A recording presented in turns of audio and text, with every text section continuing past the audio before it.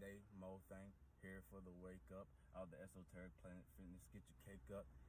Alright, so we're back with another video based off of the Zodiacs. What spirits they attract, summon, or if you don't have spiritual discernment, are possessed by at times when you're not being yourself. Virgo, the moon is at its peak in the full tonight, actually.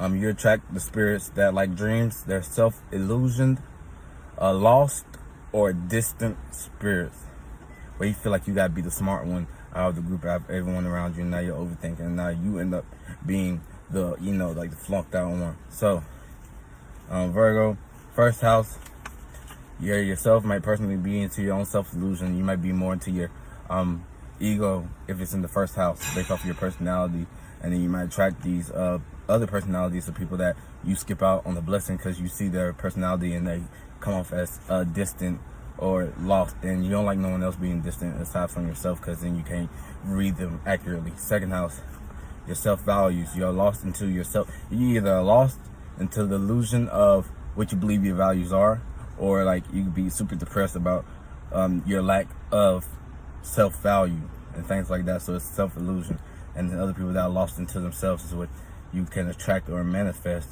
In that instance, the third house, your surroundings, just like siblings or whatever in your surroundings. You gone and done something else, and now you come back to a different space because maybe like, hey, we're 3D down here. Sometimes you weren't in the right space when you took up like your cross, when you took up your mission for that day.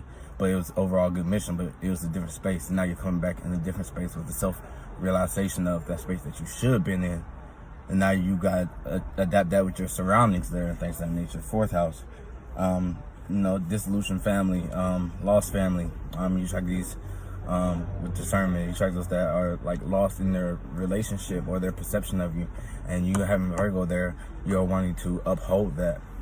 You're getting stuck in the quicksand, wanting to uphold that and give off that appearance and that look. You're judging yourself from the inside because it's your family, so you're not really judging on the outside. You've been like saying, okay, this is what this is, but no, they are self-illusion, or they're lost and distant, and don't try to heal people, because you're gonna manifest that with that in your fourth house, whatever planets is there. Fifth house, entertainment, business and stuff. You're lost into what you are creatively entertained by. It may be because it's easy to get to. It may be because it's self-validating. It may be because it's instant gratification. But it's like eighth house energy. It's not really going to be down to your pure desires, and they might manifest, and you wonder why you're entertained by this. But this scenario, situation, person, place, thing always pops up, and it always happens to be self-illusion, or you track someone that's lost in their illusions, but you want to look down on them. But really, you should be looking at esoteric magic mirror, seeing yourself for that, and not entertainment and stuff like that. Or just like you're just entertained by something and you just manifest all these other spirits. That's just in their own self-illusion, lost distance. Don't get swept up in their wave of what their fun is. You know what I'm saying? If you want to stay in the house or go out and organize planning things, they don't want to plan, but the entertainment, then that would be frustration there. Sixth house, your working routine, your day-to-day. Like, you may have self-illusion that get off task, and you gotta get everyone back on task. Capricorn energy, like you're not the boss, but you're like in that position where you're like a third under the boss, but you're just trying to participate and chill in the cut. And like you said, someone else's stage, you're trying to participate with the drums or something else, like Dolo would say. Just different things, different aspects is what overall we're all trying to say. You attract those spirits at your workspace that come in, like you already don't want to be there, but they really don't want to be there. So they make it feel like, oh, it could be hunky-dory, but really, like, you're a Virgo, you're like, you want to stand back and watch and relate, but you can't relate to that in that sense. You know what I'm saying? If you're minding on, but it's mutable, so you're going to try to relate in different angles and scenarios by critiquing how they do things to get them out of that self-illusion. So don't play too much into that to where you get opened up and you're possessed by the spirit. Seventh house, your direct relationship with somebody. You may be in direct relationship with disillusion. You know what I'm saying? Disillusion of your relationships, your one-on-ones. They're lost in how you speak. They get lost in words, get lost in translation, and it's frustration leading to that out of the action, or they're just distant and standoffish when really you're the distant standoffish one. But Virgo women are something else. That's different. I'm not gonna send shots to that. But yeah, it may be really distant, really far out. Cause you like people that think, but we come together and try to be practical, be smart and shit. But it's standoffish. It's a mountain that likes a view, you know what I'm saying? Or it's a valley it likes to look up and get the inside scoop. You know that 8th house, your transformation, your deep side sexuality. You might attract these spirits that are lost in self-illusion, or you might be possessed. If you're flunked out in the 8th house, you might not know what these things look like. You might be lost in self-illusion, saying you're not into super occulty or your practices, or like you're one and the same with your family, but really everyone has their own perspective and view of things and how they look at things. So you should go deeper into the 8th house, into the darkness, because it's not really much earth there, because it's space and it's like air and stuff. It's like the underworld, Virgo. It's like the underworld for earth signs. I don't know if that makes sense. It's like the coal mines, or the cataclysms, if that's even a thing. You gotta be mutable down there too. Like the tectonic plates, it's very small things that you could be disillusioned in, but it's gonna shift the tectonic plates. You know what I'm saying?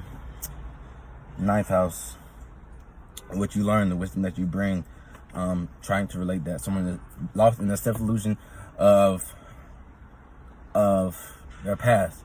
You know, every time they tell the same story, it's a different piece that's added to it. Funny how that works out. It's a different piece that's added to it, and things of that nature. And they try to project that, like that wisdom on you, like this is how I did it, this is how you're supposed to do it, you know what I mean? So be watchful that they might be lost or distant in their wisdoms and learn nothing. They keep repeating the same mistakes, and you might get caught up and slipped up in that and cause you to have the same mistakes. I'm trying to breathe, man. I'm focusing on my breathing from the gym to this. It's my first day at work. 10th house, your work, your routine, you know, lost, disillusion, lost at work, lost bosses, lost causes for work. I saw that on some video. Lost causes. Somebody giving yourself over to lost causes when it comes to work. Get your money. You use your mind. If it's a distant spirit, hell, sometimes you don't even got to avoid them or attack them. Just bring them down, especially if it's another earth sign. Y'all can relate, mutable. You relate and bring people down to your earth and ground them. And not even just, like, anchor them. They be floating in space with their ideas to be unique and original, and you anchor that, and that's how it moves. And the anchor drags across the ocean floor, and there's all kinds of dust. It might be some dust energy if it's like you're in that water and you're anchoring it down in the environment of different like waters, emotions, and feelings based on the direct task or something. 11th house, relating, your associates. A lot of self-illusion associates. A lot of groups you might think you're a part of. My Aquarius moon, I relate to this a lot. My son is in the 11th house with Venus and Mercury. So you attract a lot of associates. You need to differentiate, use that logic, use that Moses, and part those waters and separate the feminine and masculine and all these energies, put them in the category, categorize them, and organize them how you know, how you think fit, so you're not possessed and lost in disillusioned spirit, you know what I mean? Or, yeah. So you're not too standoffish from your associates because you're judging them from the outside. These are associates. You're supposed to socialize and associate, network. Teamwork versus dreamwork, network. 11th house, it ain't getting too personal or crazy there. 12th house, right around 12th house. Manifest the lost distant spirit in your subconscious. You may subconsciously pick up on these things. You might do body language, hand gestures that is sensual or energy, and then boom, the spirit's like there in your subconscious, in your mind.